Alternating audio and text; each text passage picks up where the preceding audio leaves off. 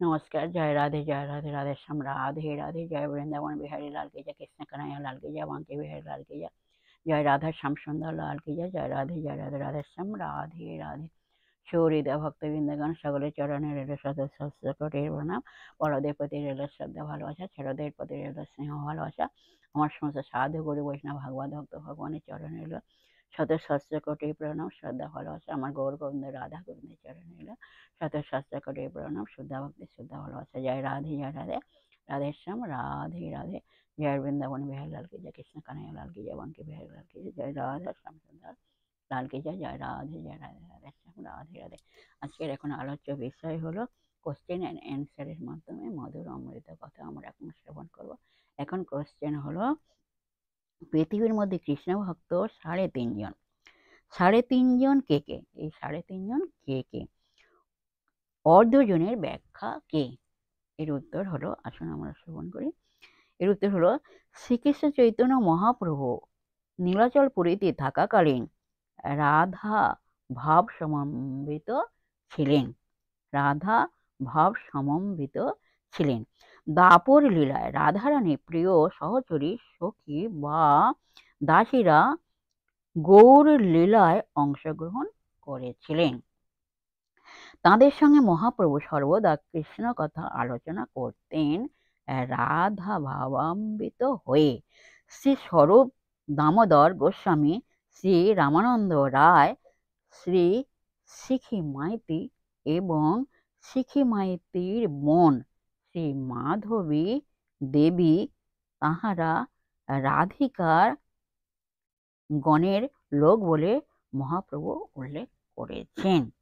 প্রভু লেখা করে যারে রাধিকার গণে, জগতের মধ্যে পাত্র 3.5 জনে। পরম বৈষ্ণবী মাধবী দেবী কখনো সন্ন্যাসী রূপ শ্রী চৈতন্য মহাপ্রভুর সম্মুখবর্তী হতেন না, কাছেও আসতেন না। পরোক্ষভাবে মহাপ্রভুর সেব্য করবার জন্য যত্ন মহাপ্রভুর সেবা করবার জন্য যত্ন করতেন। মহাপ্রভু রাধা ভাবের ধ্যানে আত্মহারা হয়ে জীবনযাপন করতেন। মহাপ্রভুর রাধা ভাবের ধ্যানে আত্মহারা হয়ে জীবনযাপন করতেন। অন্য 3 জন সরাসরি মহাপ্রভুর সঙ্গে থাকতেন। তাই এখানে মাধবী দেবীকে অর্ধজন রূপে গণনা করা হয়েছে। মাধবী দেবীকে এখানে অর্ধজন রূপে গণনা করা হয়েছে। রাধে রাধে। যাই হোক, বিশেষ সুহৃদয় ভক্তবৃন্দের উদ্দেশ্যে হচ্ছে, প্রত্যেকের উদ্দেশ্যে হচ্ছে, সবাই সুখে থাকবেন, শান্তি থাকবেন, আনন্দে থাকবেন, এক সেকেন্ডও নিরানন্দে থাকবে না, সদা সর্বদাই আনন্দে থাকবেন, মুখকে মলিন করে থাকবে না। আর নিজ নিজ পিতামাতাকে দেখবেন, সবাই যেন নিজ পিতামাতাকে দেখবেন, তাই যেন দুঃখ কষ্ট না আসে সেদিকে লক্ষ্য রাখবেন। আসুন এখানে মানবিক মনে পর্ব শেষ করে মনকে রাধা তালের মধ্যে নরম করে শেষের মধ্যে সরল করে মনের মধ্যে অহংকার দেখবে।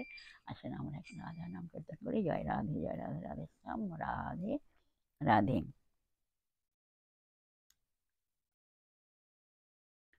ললিতা বলে গো রাধে, সাজাবো তোমায় মনের সাধে, তুমি অমনি করিয়া যাইবে কেন ধনে, তুমি অমনি করিয়া যাইবে কেন ধনে। ললিতা বলে গো রাধে, সাজাবো তোমায় মনের সাধে, তুমি অমনি করিয়া যাইবে কেন ধনে, তুমি অমনি করিয়া যাইবে কেন ধনে।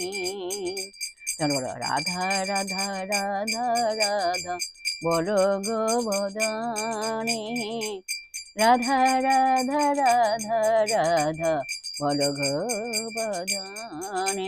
তোমরা রাধা রাধা রাধা রাধা বলো গো বদনে, রাধা রাধা রাধা রাধা বলো গো বদনে। বলো রাধা রাধা রাধা রাধা বলো বদনে রাধা রাধা রাধা রাধা বলো বদনে জয়